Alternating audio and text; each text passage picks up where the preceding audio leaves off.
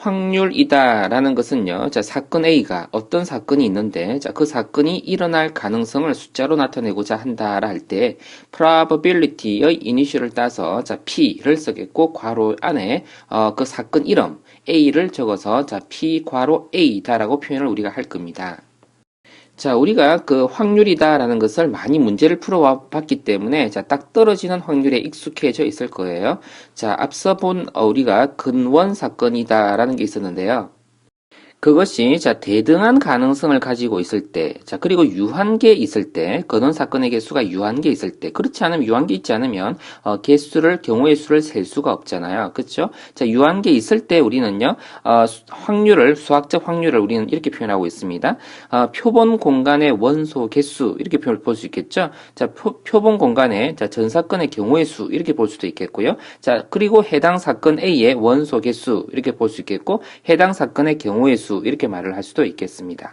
자, 그래서 기호로 표현하자면 이렇게 쓸 수 있겠네요. 표본 공간의 원소 개수 분해요. 사건 A의 원소 개수 이렇게 표현할 수 있겠죠. 여기서 중요한 거 빨간색으로 표현해놨는데 자, 대등한 가능성을 가지고 있어야 자, 이런 표현을 쓸 수 있다라는 건데요. 자, 여기 예를 한번 보겠습니다. 학생들이 많이 헷갈려하는 것 중에 하나인데 자, 문제를 이렇게 표현해 놓으면 학생들이 별로 안 헷갈려 합니다. 자, 근데 이 용어들을 써서 생각하면요, 조금 헷갈려 하고요. 자, 그리고 헷갈려지는 것을 만일에 헷갈려지는 경우가 좀 자주 있는데, 그것을 근원 사건으로 표현해서 표현하면은, 조금 학생들이 덜 헷갈려지는 경우도 있습니다. 말이 지금 앞뒤가 오락가락 하죠? 자, 예를 통해서 좀 명백하게 한번 설명을 해보겠습니다. 자, 주사위 각 면이요. 자, 똑같은 문자 3개가요. 각각 있는 경우도 있고, 자, 그리고 B가 2번 적혔고, C가 1번 적혔다. 6개 면이에요. 그죠? 자, 그럴 때. 자, 그럼 표본 공간, 주사위를 던졌을 때 나올 수 있는 경우를 다 망라한 것을 적는다면 어떻게 적을 수 있습니까? 자, A를 적을 수 있겠고, 자, B가 나올 수도 있겠죠? 자, 그리고 C가 나올 수도 있을 겁니다. 자, 이것을 우리는요, 자, 표본 공간이다 라고 한번 해보겠습니다. 자, 그리고 A가 나오는 사건을 우리가 이렇게 표현해 볼 수 있겠나요? 그쵸? 자, A라는 것을 그러면 자, 이렇게 표현할 수 있겠네요. 자, 그러면 확률을 생각한다라고 해보면 우리는 이렇게 생각했었는데, 과연 이게 옳을까요? 지금 틀린 풀이를 지금 쓰고 있는 건데요. 3분의 1 어떻습니까?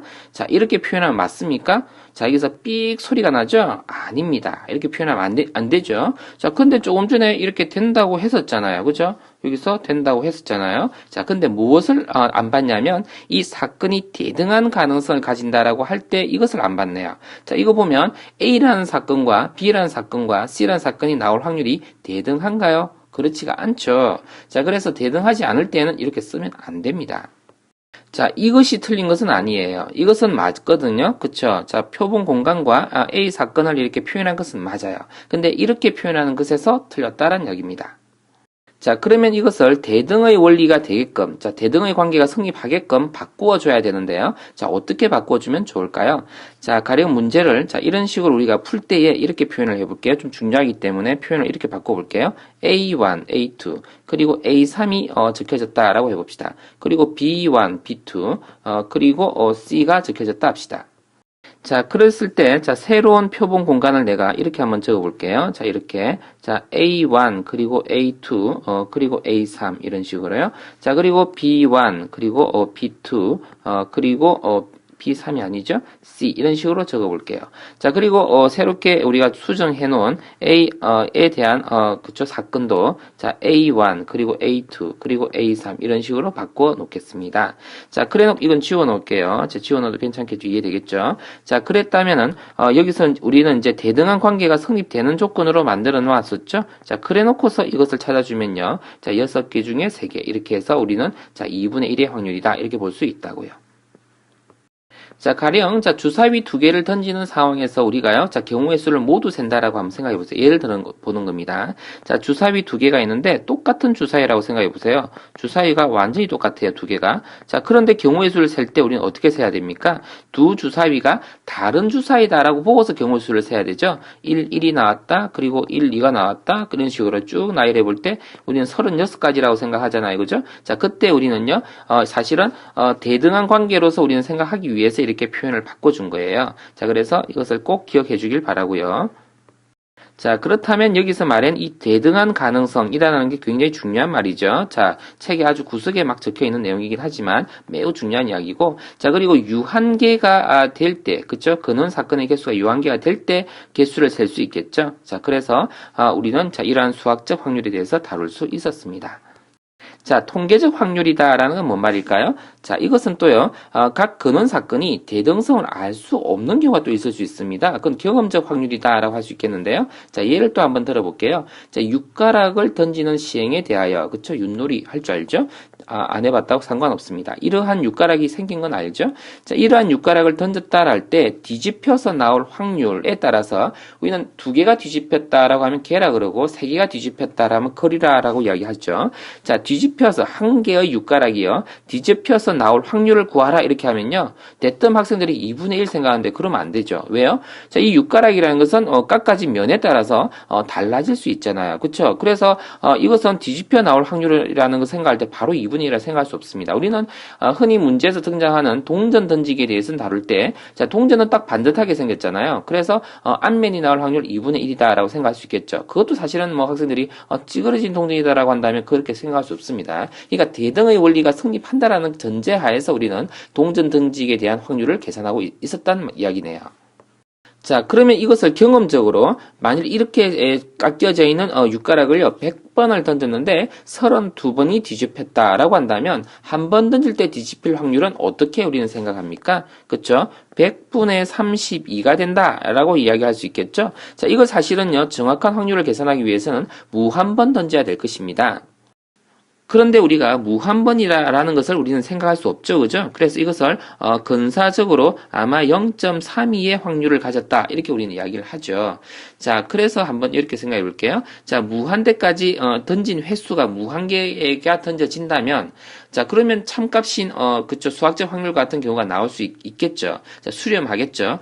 딱 정확하게 떨어지는 건 아닐지 몰라도 10,000번을 던진다 하더라도요. 딱 떨어지게 그쵸 6분의 주사위 하나를 던졌을 때 만일에 6분의 1이라는 확률로 딱 안 떨어지게 나올 수도 있잖아요. 그럼 주사위가 제조 공정에서 일어난 어떤 오류가 될 수도 있겠고 말이에요. 자, 어쨌거나 우리는 그 이상적인 주사위다라고 한다면 자, 그쵸 무한번을 던져봤을 때 무한번 던질 수는 없습니다만 무한번을 던졌다라고 할 때 1이라는 눈이 나올 확률은요 6분의 1이다라고 볼 수 있겠죠. 자, 이와 같이 경험적으로 시행 횟수분의 사건 A가 발생할 횟수를 우리는 계산해서 근사적으로 표현하겠죠. 자, 그것을 우리는 통계적 확률이다 이렇게 이야기를 할 수 있겠습니다. 뭐 기호로 이렇게 적어놨는데요. 그러니까 n번 던졌을 때 자, A라는 사건이 발생할 수 있는 레이시오 비율이요 몇 번 발생했겠느냐라는 이야기겠습니다. 뭐 레이시오라기보다는 R이라고 표현을 한번 해봤습니다.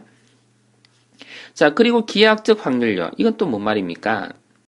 자, 각 근원 사건이 자 무한계인 도형에 관련된 문제라고 생각해 볼 때, 자 우리는요 무한계의 근원 사건이 있다면 개수를 셀 수가 없습니다. 자, 이것도 예를 한번 볼게요. 자, 여기서 자 표본 공간이라는 것에 자 실수 x가요 1 이상 6 이하라는 어떤 숫자들의 모임이다라고 생각할게요. 개수가 몇 개인가요? 무수히 많죠. 이걸 개수로는 표현할 수가 없습니다. 그죠? 자, 그럴 때 사건 A를요, 2에서 3 사이에 있는, 자, 그쵸, 2 이상 3 이하인, 숫자들의 집합을 우리는, A 사건이다라고 생각할 수 있겠죠. 이것을 만일에 우리가 확률로 표현을 해보고자 한다 할 때, 그죠? 수학적 확률로. 자, 이렇게 표현한다는 것이 가능해요, 안 해요? 가능 안 하잖아요. 그죠? 가능 안 합니다. 자, 그래서 이 표현이 가능 안 하죠. 자, 그래서 어떻게 표현해야 되느냐 생각을 한번 해볼게요.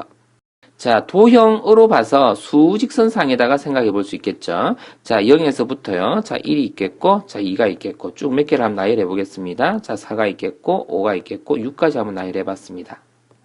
자, 1에서부터 6까지에 있는, 그쵸, 숫자들의 모임은, 자, 어떻게 해요? 요렇게 우리가 표현해 볼 수 있겠죠. 이 영역에 속하는, 자, 원소들이다. 이렇게 볼 수 있겠습니다. 자, 그 중에서 우리가 자, 해당하는 사건 2에서 3까지를 생각해 볼 수 있겠죠? 그쵸? 2에서부터 3까지를 이렇게 해당하는 사건 A다라고 생각을 해 볼게요. 자, 표본 공간에 있는, 그쵸? 자, 숫자들은 어떻게, 요렇게 있는 숫자들 전부 답니다. 그쵸? 자, 그것을 우리는요, 그쵸? 영역의 어떤, 값으로, 길이로서 판단할 수 있겠죠. 요까지 길이가 얼마라고 생각할 수 있습니까? 5칸. 하나, 둘, 셋, 넷, 5칸. 5칸에 해당하는 만큼 길이다라고 볼 수 있겠고요. 자, 2에서 3까지는요, 1이라는 길이다라고 볼 수 있겠습니다. 자, 그래서, 자, 5라는 길이 분의, 그쵸? 1이라는 길이가 되어서 확률은요 이렇게 계산이 되는군요. 자, 이것도 기호를 한번 이렇게 표현해 볼까요? P of A를 표현해 볼게요. 자, 그것은 자 길이로 표현해 본 겁니다. 자, 그래서 5분의 그쵸? 길이 1 이렇게 표현해 본 겁니다. 그래서 확률이요 이렇게 기하적인 구조로서 우리는 표현해야 되겠다라고 생각할 수 있겠네요. 그래서 표본 공간의 영역분의 사건 A의 영역을 우리는 이렇게 표현해서 자 확률 A에 관한 확률을 표현할 수 있다라는 이야기입니다. 자, 또 다른 예도 한번 보겠습니다. 자, 좀 응용이 된 문제다라고 볼 수 있겠는데요. 자, 천천히 한번 살펴볼게요. 정사각형 내부에, 자, 그쵸? 한 변의 길이가 2인 값입니다. 내부에 한 점 P를 잡아서, 자, 어떤 점, 아무 점이나 잡았나봐요. 자, 그럴 때 PAB, 자, PAB라는 삼각형을 지금 생각하고 있네요. 자, 요렇게 어떤 삼각형을 생각하고 있습니다. 요렇게 넓이를 다루나요? 뭘 다루나요? 둔각 삼각형요. 자, 그럼 이거는 지워 놓을게요. 이렇게. 이게 그러면 둔각 삼각형이 된다라고 한다면요. P가 어느 점에 있어야 될까를 생각 한번 해보세요. 둔각일지 예각일지는 누가 결정합니까? 자, 직각 삼각형을 경계로 해서 우리는 둔각 삼각형, 예각 삼각형을 우리가 생각할 수 있잖아요. 그죠? 자, 그러면 AB를 자, 지름으로 하는 원을 한번 상상해 볼 수 있겠습니까? 자, 이렇게 원을 하나 그려볼게요. 이렇게 원을 하나 그려봤습니다. 자, 반원이 되겠죠? 자, 이 반원 있죠? 위에 어떤 점이 있다고 할게요. 반원 위에 어떤 점이 있어가지고요. 자, 그 점에서 이렇게 선을 그으면 어떻게 됩니까? 직각삼각형이 되잖아요. 그죠? 자, P점이 여기 있었다면 직각삼각형일 거예요. 근데 P점이 여기가 아니라 바깥에 있었으면요. 어떻게 됩니까? 그쵸. 이런 식으로 삼각형이 형성된다면 예각삼각형이 될 거예요. 자, 그런데 안쪽으로 삼각형이 이렇게 그려진다면요. 이렇게 그려진다면 이것은 둔각 삼각형이 되겠죠. 그쵸? 자, 그러면 생각할 때 P점이 놓일 수 있는 영역이요. 자, 이 사각형 전체 중에서 생각한 겁니다. 자, 정사각형 내부의 한 점 P를 잡게 된다 일 때, 자, 둔각 삼각형이 되려면 자, P점이 놓일 수 있는 위치의 후보는 이 사각형 내가 전부 다 될 수가 있었는데 그 중에서 이 반원 안쪽에 있는 어느 점에 놓이게 된다면 둔각 삼각형이 비로소 된다라고 생각할 수 있다고요. 자, 그래서 이때 확률은요, 어떻게 됩니까? 자, P of A는요, 자, 확률, A라고 쓰지 말게요, 지금은요. 그냥 확률 P라고 쓸게요. A라는 기호를 우리 특별히 명시하지 않았기 때문에. 자, 그러면, 자, 사각형의 넓이 분의, 그쵸? 사각형의 넓이 분의, 자, 어떻게 해요? 반원의 넓이를 우리가 잡아주면 되겠죠. 자, 그러면 사각형의 넓이가 얼마입니까? 그렇죠. 4라는 넓이가 되겠고, 반원은요, 반지름이 1이니까, 파이 나누기요, 2, 반원이니까, 그렇죠? 자, 그러면 어떻게 해요? 8분의 파이라는 이런 확률이 나오겠습니다. 자, 그러면 예각삼각형이 될 확률은요. 자, 1이라는 확률에서 얘를 빼주면 되겠죠. 자, 그리고 또 직각삼각형이 될 확률은 어떻게 됩니까? 물론 있을 수 있습니다. 그죠? 근데 점들이기 때문에요. 전체 넓이에 비하여 자, 선 위에 있는 넓이를 찾는다. 선의 넓이는요. 0입니다. 수학적으로는 0이기 때문에요. 자, 그래서 4분의 0이 되기 때문에요. 0이다라고 볼 수 있겠죠. 자, 그래서 우리가 둔각삼각형이 될 확률, 그리고 예각삼각형이 될 확률, 그리고 직각삼각형이 될 확률은 0입니다. 자, 혹시 헷갈려 할지 모르지만 극한적인 관점에서 우리는 생각해야 되기 때문에요. 이것은 0이다라고 보는 게 맞습니다.